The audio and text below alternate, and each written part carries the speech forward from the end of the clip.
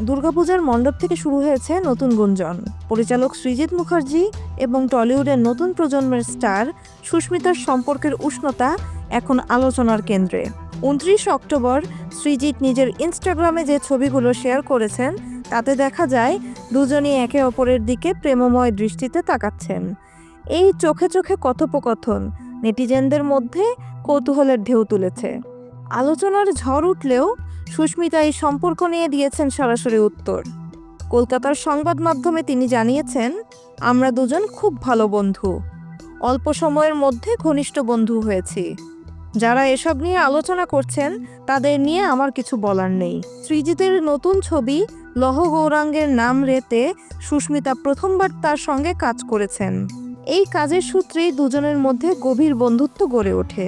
এদিকে সৃজিত মুখার্জির ব্যক্তিগত জীবনেও চলছে আলোড়ন। তিনি আগে মিথিলাকে বিয়ে করেছিলেন, কিন্তু অনেক দিন ধরেই তারা এক ছাদের নিচে নেই, যা নিয়ে নানা জল্পনা চলছিল।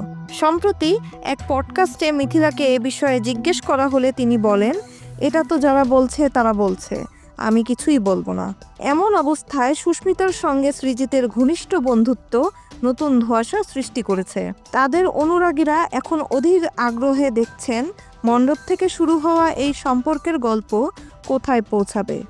শুধুমাত্র বন্ধুত্বেই আটকে থাকবে, নাকি নতুন কোনো সম্পর্কের দিকে মোড় নেবে?